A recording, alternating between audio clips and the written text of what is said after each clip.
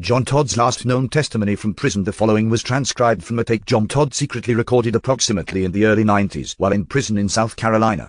It was obtained from Fritz Springmeier, author of the book Bloodlines of the Illuminati. Apparently Mr. Springmeier is now suffering a similar fate as Todd's. The transcript goes as follow: I am John Todd, and this tape is being made in a prison cell in South Carolina. It is very late at night. All the inmates are locked down in their cells, but you will still hear noise off and on. And if the guard comes by, I have to stop and be very quiet. The reason for this tape is that I have been framed and put in prison by orders of U.S. Senator from South Carolina Strom Thurmond. I'll go into all the reasons for that, and what happened to me. And only recently, in fact just about a week and a half ago, did I find out how it was really accomplished. As I started to say, the reason for this tape is to get the word out about where I'm at.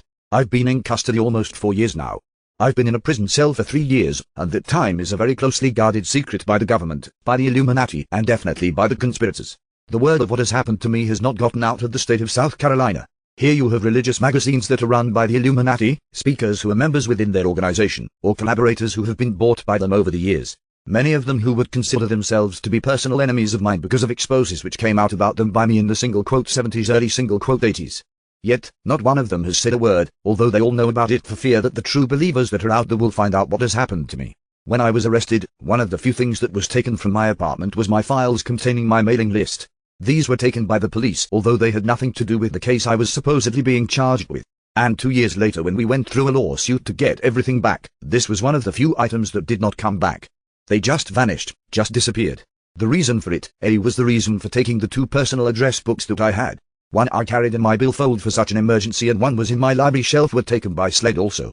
This was hopefully to keep me from contact with anybody who could help me obtain legal services or whatever. I want to go into the case very carefully, very diligently. Advertisement. One of the things that seems to be very frightening to Christians is that such a thing could actually take place.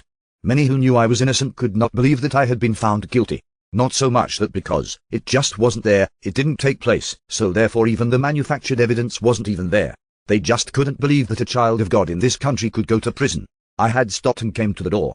I can't let this tape be known that it is being made, or it would never get out of here.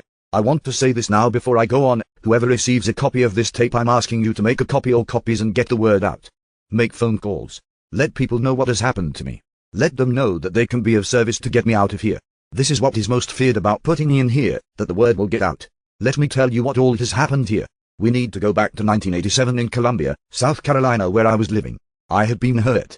I had been doing labor, construction work, carpenter work for several years. I had stopped speaking publicly after my divorce to the woman who had stood beside me for years and years and years. Headquarters. Give me a polygraph. Immediately, in the form of a scream, I can assure you, not a statement. The sled agent, the Lieutenant Cullerton Medal, who is now a captain, who was made captain 3 days after I was convicted, promoted over people in front of him, screamed out loud, "No, we're not going to give you a polygraph." That was their stance all the way through. I took a polygraph after my conviction. I paid for the polygraph. The polygraph. But it's not admissible in court. Now they took me. I'm going to go through this all so you can see. Immediately, I knew this whole thing was a frame. I wasn't sure what they were up to, but let it go. The solicitor said he wanted to have my apartment searched for evidence of the rape, and that he could get a search warrant, but they would prefer that I allow them to search. Well, I said, I have an attorney who is representing me in the lawsuit. He is also a criminal attorney. If you allow me to call him, you allow me to ask his advice, and he says yes, I will allow you to do it. They really didn't have a choice in this matter. I was asking for my attorney and they were supposed to. They took me in the hospital downstairs to the security room. I didn't know this at the time, but out of the 17 arresting officers that were led there, 5 were lieutenants in the room with me out of the 26 lieutenants allowed the state. That's unheard of. Plus the head solicitor. It gets better. They take me into a room. The solicitor calls my attorney. I still didn't realize who he was or anything. He called my attorney. I spoke with my attorney. He told my attorney that if he allowed me to sign this thing. And then again he told that they didn't have a search warrant, which was a lie. The search warrant was limited as to what they could have took from my apartment. They weren't interested in anything in the rape, as you will find out. They were interested in other materials, which they could not have took under the search warrant. So they told him they will take me straight to jail, they will go to my apartment, and search it. I signed it. They took me to my apartment. They had lied to my attorney. They proceeded to box up 3 30-gallon plastic trash bags and 4 boxes with material. Nothing, except 3 knives that they claimed they were trying to find the knife which was used in the rape. I showed them where all my knives were and some business stationery with the publishing company. Other than that knife, nothing that went out there was used during the trial. Nothing was used except what I just said. Everything else was business material, printing concerning my past ministry, or the ministry I was involved in, which was the newsletter. The whole time I was there I was not questioned about sexual assault as they put it, I was only asked questions about the Christian underground. I want to stop and explain that. There is, though some of you might find it shocking, there is an underground in the United States, a Christian underground. It was formed over the trials in Nebraska, where Christians, pastors, ministers of the church were sent to prison, where we started seeing non-passed laws about child abuse being put into effect by the federal and state governments without ever being passed as law. Children were being taken from their parents without a chance for the parents to be allowed to speak in the trial. All it took was some child psychologist, I suspect child abuse, blah blah blah. We started seeing how 90% of the people being tried were fundamentalist Christians, so an underground was formed. It contained Christian survivalists, but it contained everyday people also. And all they wanted was where these safe houses were, where these places of refuge were, what the underground conductors who they were. That's all they were asking me. And yet nothing was in South Carolina, so it was out of their jurisdiction. So I knew they were asking for the federal government. I was taken from there to SLED, and for the first time I was questioned concerning the so-called rape. I realized, you would have to be arrested to understand the shock you go through. I was just numb. But as my head started clearing and I realized that they held in their hands evidence that they had took from the apartment which would clear me, I told them. I also told them about my whereabouts that night. I told them people they could go question. And here's their statement: it is not our job to go question witnesses that will prove your innocence. While I was at SLED headquarters, the solicitor who had left us after we had left the apartment went and held a press conference. This was his story. I was arrested for 1 rape. I was suspected in 3, maybe as many as 80. That's right. Family members on their way home from work at 5:30 in the evening were hearing this on the radio. Never before was anybody that wasn't a murderer ever given this much publicity, and never before in the history of SLED had a person who was charged only with criminal sexual assault never been investigated or charged by SLED. Advertisements report this AD before I was even booked in the jail. I realized that these folks did not believe I was guilty. They were only interested in something else. I wasn't sure quite yet what. The next morning I was brought before a state magistrate for a bail hearing and to be arraigned. I was denied bail on the following. Now listen to this. The solicitor tells the magistrate the following: I'm not a resident of South Carolina. But he had just searched my apartment. I had several businesses in South Carolina and had lived here for years. Further, they said I had no residence in South Carolina. And yet they had just searched it. 3. They said I had a passport and they were worried I'd flee the country. The passport had been taken from my apartment and had expired on that very day on my birthday of 1967, and they knew it. The next statement was that I had no visible means of support. And yet they knew that I did. And the last one was that I had no family members in South Carolina, and yet I had children right here. As I tried to tell the magistrate this was all incorrect, he wouldn't hear it. I had not yet realized that I was on the front cover of the state newspaper. Now the state newspaper is the newspaper in Columbia. It had a co-owned newspaper called The Record, which does not exist now. They have combined them. The newspapers print whatever the authorities want them to print in this state. The interesting thing in this was that it started to go into my military record. Now the Illuminati and collaborators in the Christian church have led to discredit me for years. Mainly they have said that I have lied about my participation in the military, what I was involved in, that I was in Vietnam, or any of this. During the next several days, the state became very upset at the US military because the US military said I was involved in a military group in Vietnam called Phoenix, and that all members who were in Phoenix, their military records were sealed and in Langley, with the CIA. That is what I have said for years and years and years. And after all this, thousands and thousands of dollars paid to the collaborators within the Christian church, to Illuminati collaborators and plants have put out about me. This newspaper, which was trying to harm me, destroyed it in a matter of days. I became known as the survivalist rapist or the Green Beret rapist, and it all came out about me being ex-Special Forces Green Beret. All this stuff denied by Christianity Today, and Logos and all these others for over a year was just blown away in a matter of moments. Over the next 2 weeks, it went from I was suspected of 80 rapes to 100 rapes. Every day the solicitor was holding a news conference. Every day I was smeared in the news. In fact, when they realized that either what they could frame me of was falling apart on them, they proceeded to take my picture and put it on the television. We know he has done all this. Would anybody who has been followed by this man please come forward? They broadcast my picture all over the state. And I imagine I was told hundreds of crank calls, but nothing ever came out because nothing had ever happened. And the problem was, and we're only guessing here, is the solicitor had been tricked by SLED. The solicitor really believed this. And he thought it was a high publicity case, and it blew up on him and he was embarrassed. But he was being asked. We uncovered this. This is how it went before my arrest. And I think you will be surprised by the lies in all this. SLED took statements from Merle Blackburn 2:30 a.m. Sunday morning 17th May 18th Monday morning. It was actually Monday morning, May the 18th at 2:30 in the morning. They arrested me at 3:30 in the afternoon. After taking statements, a close friend of Strom Thurmond, who was sexually involved with a woman, who was all these women's bosses, came down to SLED headquarters, went with them to Solicitor James Anders' office, and told Anders he wanted me sent to prison. He didn't care how. He then went to the state magistrate and got a warrant signed. This politician, who lived hundreds of miles away, came down here for that precise purpose and was involved. His name was Larry Martin. Now the reason that Strom Thurmond hated me, in case you're familiar or not familiar with this, is that when I was living in California working with Chick Publications and preaching very heavily in single quote 87 and doing mostly exposes on everybody, it had come out about Strom Thurmond being the highest ranking Mason in the world, and that he was also a member of the voting board of regents for the Bob Jones University. Now the first thing that Bob Jones University did was to deny that Thurmond was a Mason. But Thurmond wouldn't go along with it. He knew he was too well known as being a Mason. So he came out and tried to defend Masonic beliefs that Christians can be that. It blew up on him. And he became so outraged that even though Bob Jones University was always calling me a liar, constantly trying to hurt me, they had to ask him to step down. The lie was not removed. He was only placed to the non-voting board of regents, and, believe me, he still had all of his power. At that time, I was told he is going to get you for this. I made a major mistake. I didn't pray about this. I met, and I let people, supposedly Christian people, talk me into moving to South Carolina. These were the first people to desert me when all this happened. Now the interesting thing about this was all through this the only thing they had was this woman's statement. And it came out that woman had first went to the sheriff's department and the sheriff would not believe her because it had been, she was talking about so far back that she admitted on the stand that she never had told anybody, that she had never sought medical help. There were some things that I don't want to testify, I don't want to say on this tape because it might offend people, but things she described that night would have required her to receive emergency treatment in order to stay alive if it had really taken place, and yet she said she was not hurt, not damaged, was not bruised. She was not cut. She was not harmed in any way. The situation was this: I was held for 9 months in custody awaiting trial. The speedy trial law here was totally disregarded by the judge. The reason I was held so long is this woman moved out of state, didn't want to come back to the state. It was not, I believe this, it was not really a conspiracy in the beginning. This was a woman who wanted revenge for being fired. When it got out of hand, she didn't know who she was dealing with. When it had gotten out of hand and become so publicized and she saw all these people running around trying desperately to do me in, she ran away. See, what happened was that when she went to SLED, they typed my name into the computer that they have there. They have what they call a blacklist, a hit list that the politicians in South Carolina put people on. When my name popped up, it became a field day, and it just became too much for her, and she left, and they had to force her to come back. Now whether she was honest with them or whether they really knew what had happened or what, I do know. But they completely changed her appearance for the trial.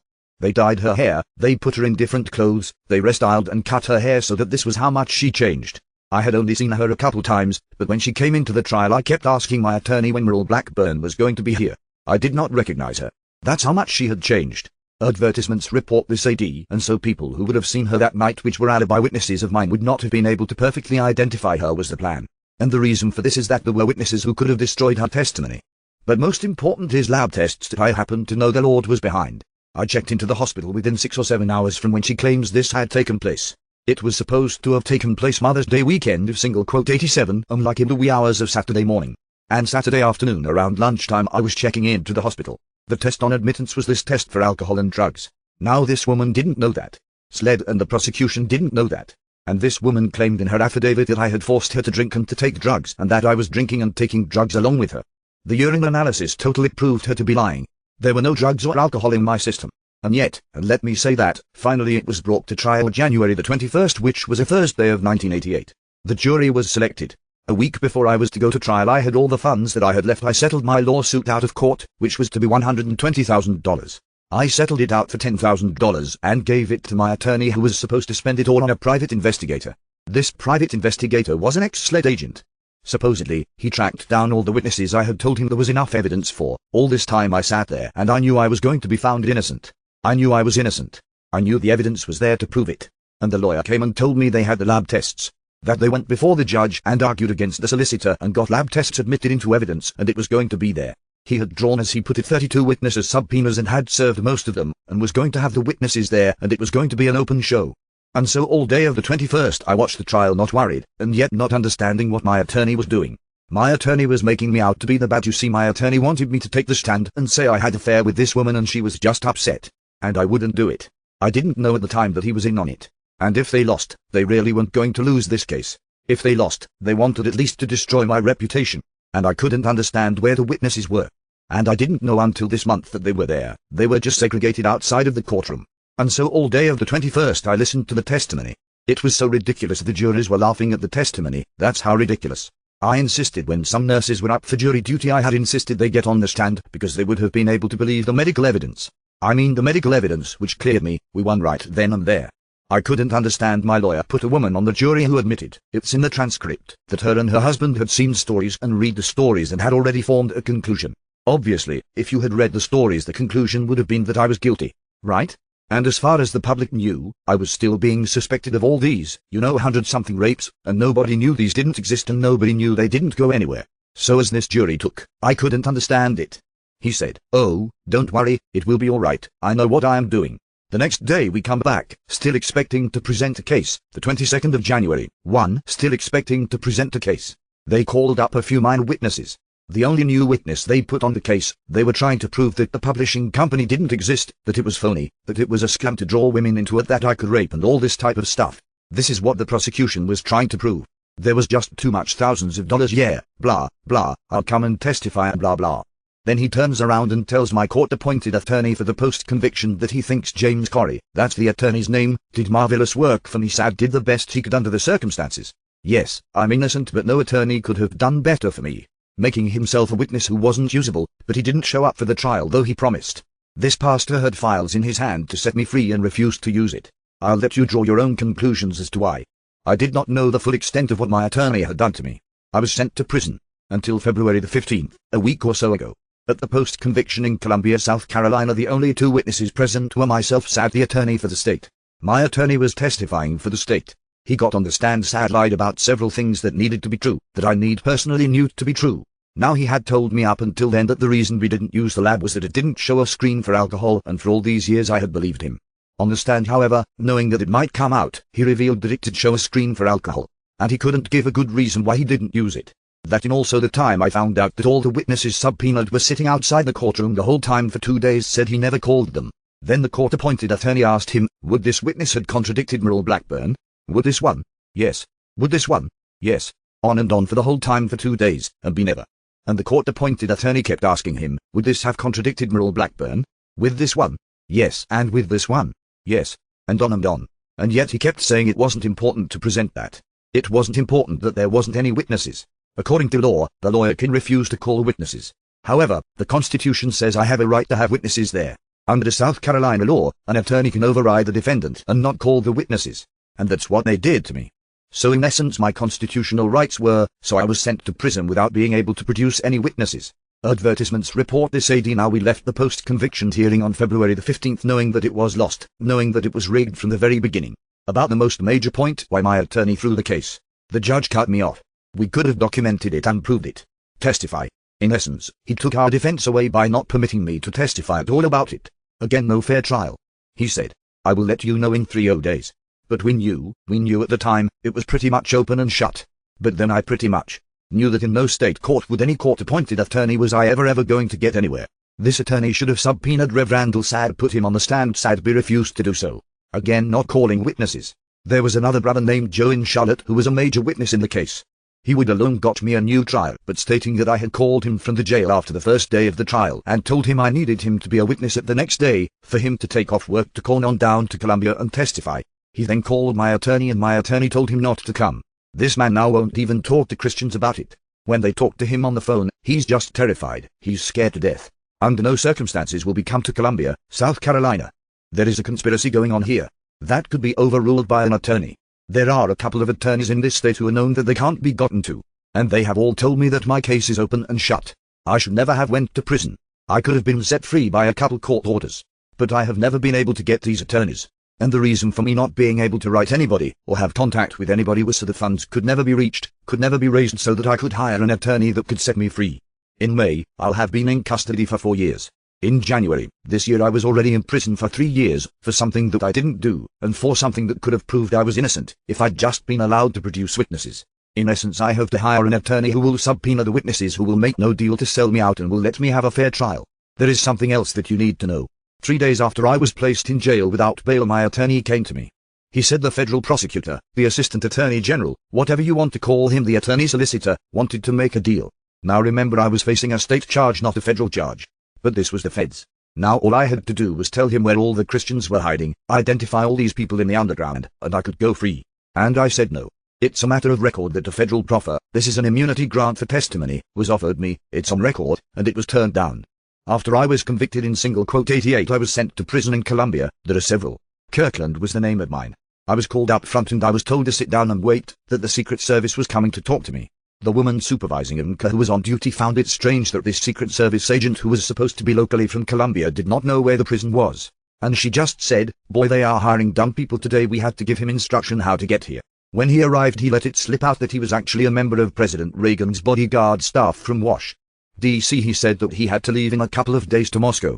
This was right before the Reagan-Moscow trip, and that he had to get ready to set up for the president. What was he doing here? And all he wanted was the same information. Of course it was the information. Why was the Secret Service involved? He was a member of Reagan's staff. Now after that, I was left alone. Everything was left alone for a long time. And then in '90 in the winter of '90, the FBI came. I had been moved to where I had been in 3 prisons.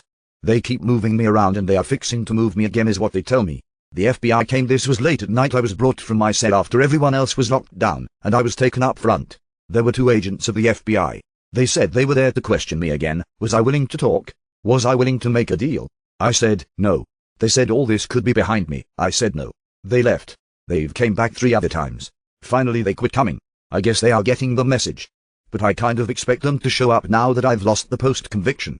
As soon as I get notified in writing that I've lost this post-conviction, I expect for them to show up again trying to know if I will make a deal. The answer is no.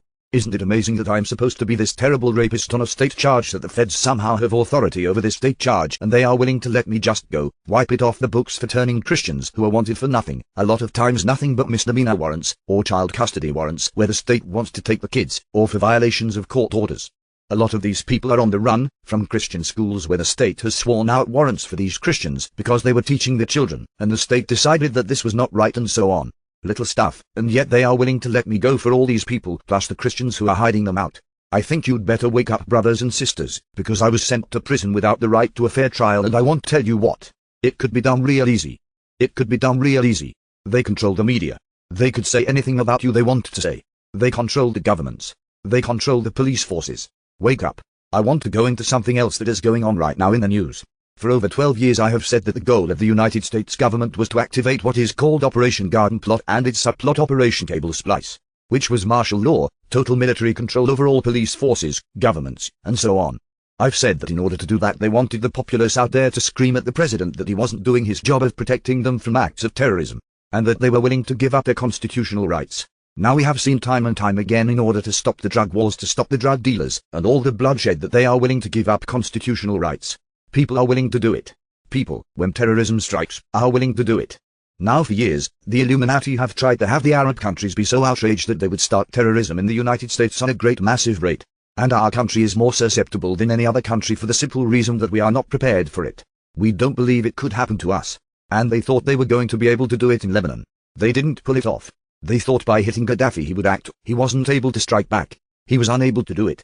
And now we are involved in a war whose sole purpose is to have those acts of terrorism launched upon us in this country. And I will leave you with that. Advertisements report this, say that now people soon you will all be in the same danger I'm in. I'm asking for your help. I assure you in the name of our Lord Jesus Christ I am innocent of this charge. I state so before the Lord and you in his name. I'm innocent of this. Is it any surprise that John Todd, who did them so much damage, will be framed and sent to prison? Remember that I warned everybody about it, that it would happen 2 years before it happened. I was warned. What is so agitating in this is that Christians who should have stood by me, who knew I was innocent, didn't do it. They became so afraid that they would be gone after, that they just left me here. I need your help. I need copies of this tape made. I need it passed around. I need the word to get around. I need anybody who can help to get the word around, and to help financially. Not until I can hire these non-collaborating attorneys will I get proved and get free. I could be free at this time. I could have been free 3 years ago. I never should have been sent to prison. All I would have had to do was to have help and never had it. And I definitely desperately need this. I'm not very good. I wasn't very good at asking for finances when I was in the ministry. I couldn't even take my own offerings in the church. I need your help. I have a dear brother and sister. Is their name who have stood with me all through this. They don't have anything. They are just an everyday couple, a married couple. The man works, he works hard. He works long hours. He is not a minister. But they can't get to him. And he is willing to have this financial help come to him. See, I can't receive money. I can only receive a few dollars, and they have to be in a US postal money order. And if they catch me receiving a lot of mail in here again, they will come down hard on me, and it just makes it impossible. This dear brother and sister in the Lord will take money, put it in the account, and whenever there is enough money, move to get my release. I am asking you to help. I am asking you, whether it is $5 or $100 or $1,000. Please, we need desperately. We need to raise the finances. We need to get me free. I never understood before as much as I understood now Paul's writings for when he was in prison to the churches for simple things, a coat, a few belongings, some finances people who sent to him, and others who totally neglected him yet called themselves his brother and sister in Christ. It was so clear. I am asking for your help. I'm sending this tape to a couple of ministers, who after all these years I finally got their addresses again. And the Lord has just blessed me recently, and I will send this tape out. Now I'm hoping others will make copies and send it out. I'm hoping the word will get out. There is no use for me giving you my address, for they keep moving me around from prison to prison so much I may not even be here before this week is out. So let me give you how to send funds and how to contact me if you really feel you want to reach me. You can write me, and they will send me your letter and I'll pray about it. And if I need to take the risk and write you, I'll do it. For those who wish to help, you can send cash, money orders, whatever. Since I'm not allowed to sign anything in prison, they need to be mailed out to this party. And if you would make it out to the party whose name I'm going to give you in a minute. At present, checks can be made out to Fritz Springmere to help Johnny Todd. Put a notation on the check for what it is for. You will be surprised for a small contribution of a gift of $5 how grateful I'll be. Right now the earliest I can get out is the year 2005. That's a long time, people, for something you didn't do. We just don't have that long. I've got family and loved ones, and brothers and sisters in Christ that I desperately need to be out there for. I'm asking for your help. If the Illuminati, Strom Thurmond and them put so much effort to this to me, there is a reason. And I'm asking for your help. I'm asking ministers who hear this who have newsletters to just simply send out what is going on here, to make copies of this tape and to make it available. People, I don't have much time left in here. Right now there is a conspiracy going on, and one of the reasons I hurry to make this tape, there is a man in prison who years ago who had threatened to kill me. Amazingly, I'm just John Todd. I don't know why they would want to do that. Because at that time they were not sure what kind of a scandal it would cause. They separated us, they sent us to different prisons. And they put what is called a flag on my record, saying that we couldn't ever be in the same prison together. 9 months ago, when I was fighting to gain my freedom, lawsuits and doing some different stuff myself, because I didn't have an attorney, they got upset at me. They wanted to punish me by sending me to another prison. Okay, they couldn't do it because this man was at that prison. And they let me know they couldn't do it, that our records were flagged. Now this man was doing a life sentence without parole for murder. Since being in prison he has stabbed 4 people. 3 of them in the last couple years since I've known him. He has sworn to kill me. And now he is here. A few weeks ago, he stabbed an inmate and second inmate at another institution, and instead of charging him with it, and putting him into solitary, like they had done before, they dropped the charges, and sent him to this prison. When I heard that he was here, he was being held up in the lockup in solitary waiting for bed space in my unit. He will be just a couple of cells from me. I went to the authorities here and I complained. Surprisingly, guess what, brothers and sisters? The flags on our records had disappeared. And there was no record of them ever being there. In fact, they went so far as to say there is no record in our records of us being in the same prison together. And yet we'd been in 2 prisons together and in the same building a few cells apart. And it's right there. That much is in the records. Okay, complaints were filed and so on and so forth. And I looked right at the captain here, Captain Bird over security, and told him, you did this. You got the man who will kill me. There is no big secret about this. This doesn't happen by accident. Now at that time what was supposed to be done was that they should have shipped me. When I complained they should have shipped me.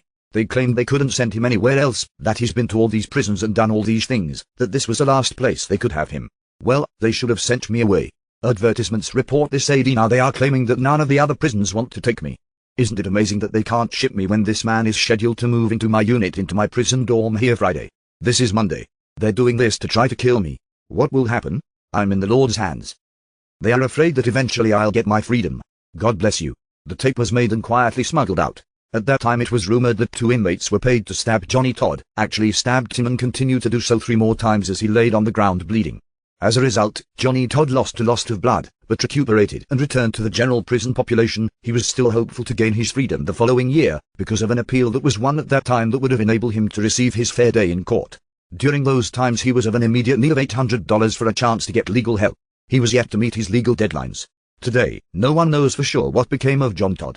Before all of this, Johnny explained and warned people of the plans of the Illuminati to take control of the entire world.